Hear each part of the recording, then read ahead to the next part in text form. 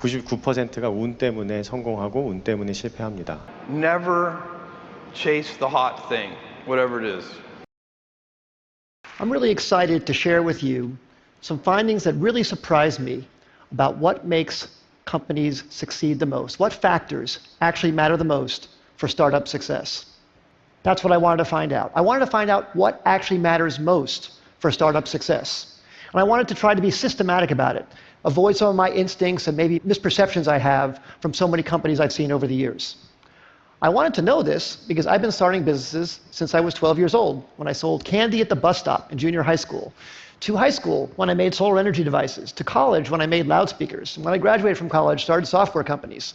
And 20 years ago, I started Idea Lab, and in the last 20 years, we started more than 100 companies, many successes and many big failures. We learned a lot from those failures. So I tried to look across what factors accounted the most for company success and failure. So I looked at these 5. First, the idea. I used to think that the idea was everything. I mean, I named my company Idea Lab and how much I worship the aha moment when you first come up with the idea. But then over time, I came to think that maybe the team, the execution, adaptability, that mattered even more than the idea. I never thought I'd be quoting boxer Mike Tyson on the TED stage, but he once said, "Everybody has a plan until they get punched in the face." And I think that's so true about business as well. So much about a team's execution is its ability to adapt to getting punched in the face by the customer. The customer is the true reality. And that's why I came to think that the team maybe was the most important thing. Then I started looking at the business model. Does the company have a very clear path generating customer revenues? That started rising to the top in my thinking about maybe what mattered most for success. Then I looked at the funding. Sometimes companies received intense amount of funding. Maybe that's the most important thing. And then, of course, the timing. Is the idea way too early and the world's not ready for it? Is it early, meaning you're in advance and you have to educate the world? Is it just right, or is it too late and there's already too many competitors? So I tried to look very carefully at these 5 factors across many companies. And I looked across all 100 Idea Lab companies and 100 non-Idea Lab companies to try and come up with something scientific about it. So first, on these Idea Lab companies, the top 5 companies, CitySearch, Cars Direct, GoTo, NetZero, Tickets.com, those all became billion-dollar successes. And the 5 companies on the bottom, Z.com, Insider Pages, My Life, Desktop Factory, People Inc., we all had high hopes for, but didn't succeed.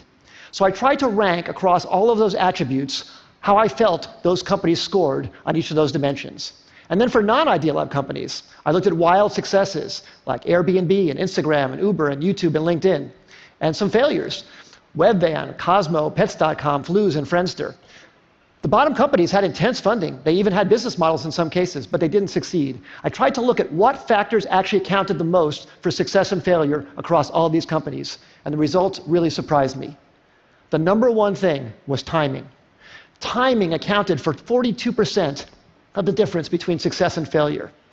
Team and execution came in second, and the idea, the differentiability of the idea, the unique idea, that actually came in third. Now, this isn't absolutely definitive. It's not to say that the idea isn't important.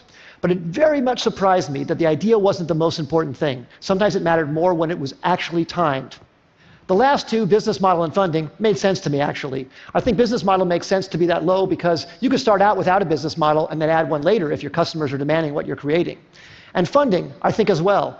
If you're underfunded at first, but you're gaining traction, especially in today's age, it's very, very easy to get intense funding. So now let me give you some specific examples about each of these.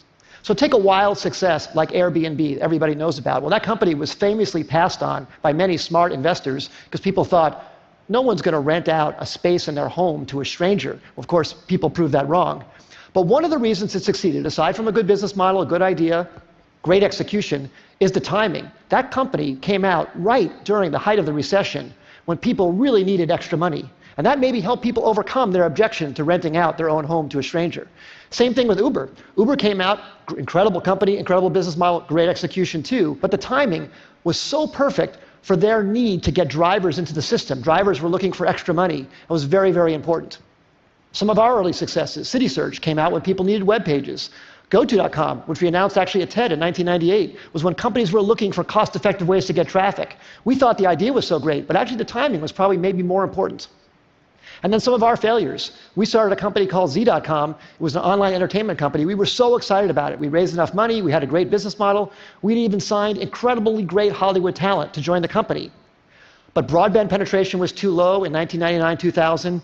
It was too hard to watch video content online. You had to put codecs in your browser and do all this stuff. And the company eventually went out of business in 2003. Just 2 years later, when the codec problem was solved by Adobe Flash, and when broadband penetration crossed 50% in America, YouTube was perfectly timed. Great idea, but unbelievable timing. And in fact, YouTube didn't even have a business model when it first started. It wasn't even it was certain that that would work out. But that was beautifully, beautifully timed. So what I would say in summary is execution definitely matters a lot. The idea matters a lot, but timing might matter even more. And the best way to really assess timing is to really look whether consumers are really ready for what you have to offer them, and to be really, really honest about it, not be in denial about any results that you see. Because if you have something you love, you want to push it forward. But you have to be very, very honest about that factor on timing. 성공에서 제일 중요한 한 가지의 요소는 타이밍이라고 말을 합니다. 그러면 우리가 이 타이밍이라는 걸 알 수 있을까요? 이 제프 베조스를 비롯한 많은 사업가들은 아니라고 말을 하죠. 때문에 그들은 대부분의 사업은 운이라고 말을 합니다. 물론 그렇다고 해서 성공할 수 있는 방법이 아예 없는 건 아닙니다. 성공한 사업가들은 각자만의 방법으로 이 운을 컨트롤하죠. 사실 큰 맥락은 비슷하지만 각자가 사용하는 단어들은 약간씩 다릅니다. 이 토스의 이동건 대표는 이 한 가지를 끈기라고 표현을 하죠. 매우 안타깝지만 제가 발견한 역사상 저를 포함한 대부분의 성공은 운으로 이루어지더라고요. 95%도 겸손한 표현이고 99%가 운 때문에 성공하고 운 때문에 실패합니다. 그럼 어떻게 해야 될까요? 우리는 성공을 하고 싶고 성장을 하고 싶고 세상에 유의미한 변화를 만들고 싶은데 이게 다 운이라니. 그래서 끈기가 중요한 것 같습니다. 우리가 인생을 살면서 운을 이기는 방법은 끈기뿐인 것 같아요. 이게 이제 그리스어로는 포르투나라고 표현하죠. 그래서 끈기를 통해서 운이 올 때까지 하는 거죠.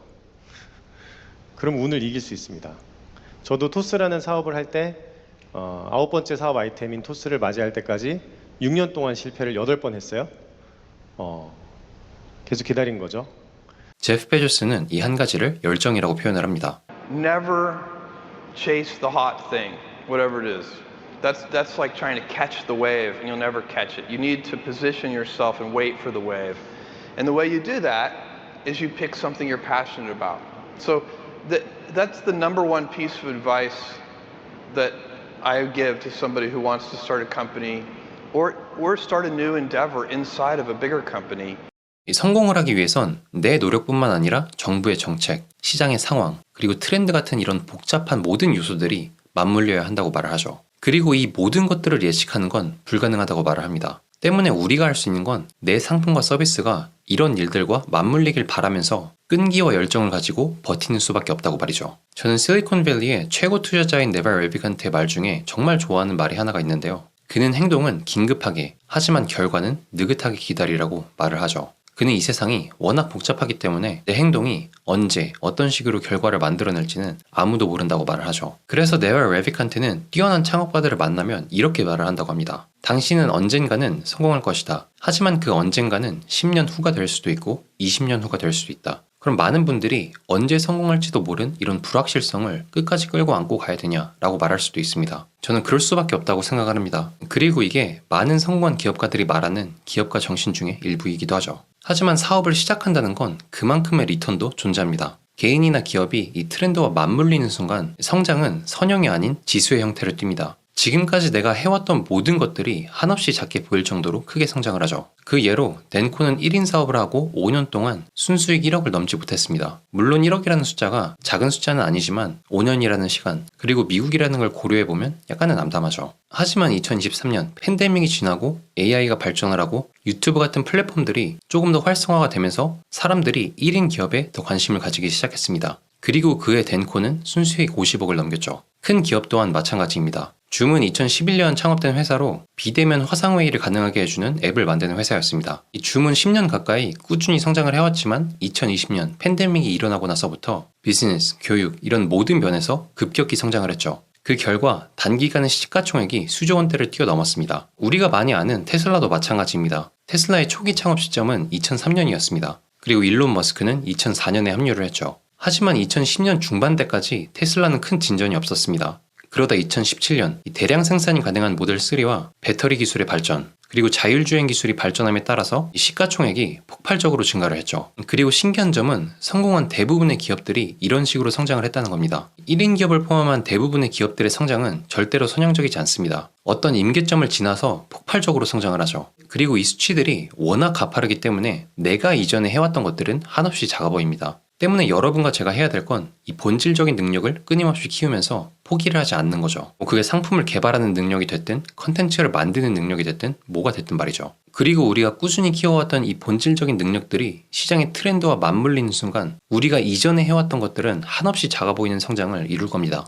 그러니까 지금 매출이 얼마나 나오는지는 사실 그렇게 중요하진 않은 거죠. 이 본질적인 능력에 대한 이야기는 피터 틸의 제로 투 원에서도 똑같이 나옵니다. 피터 틸은 매출보다는 지속 가능한 경쟁 우위에 신경을 쓰라고 말을 하죠. 눈앞에 보이는 매출이 아무리 커도 그 매출이 단기 그리고 거품일 가능성이 있다면 기업의 장기 존속에는 치명적일 거라고 말을 합니다. 그래서 매출보다는 내가 정말 잘할 수 있는 본질 강화에 집중을 하라고 말을 합니다. 하지만 안타까운 건 본질 강화라는 지표는 이 매출처럼 눈에 보이는 지표가 아니기 때문에 대부분의 사람은 이 본질 강화에 집중을 하지 않는다고 말을 합니다. 하지만 파도를 탈 때 정말 중요한 건 이 단기간의 매출이 아니라 우리의 본질적인 상품과 서비스라고 말을 하죠. 그리고 어차피 파도를 타게 되면 우리가 지금까지 해왔던 것들은 한없이 작아 보이기 때문에 지금 당장 눈앞의 매출에 신경을 쓰지 말라고 말을 합니다. 그래서 여러분과 저는 단기간의 매출에 신경을 쓰는 게 아니라 내가 정말 누구보다 잘할 수 있고 재능이 있고 좋아하는 일을 갈고 닦으며 끈기와 열정을 가지고 파도를 기다려야 된다고 생각을 합니다. 그게 대부분의 성공한 기업들이 말하는 성공하는 한 가지 방법이죠.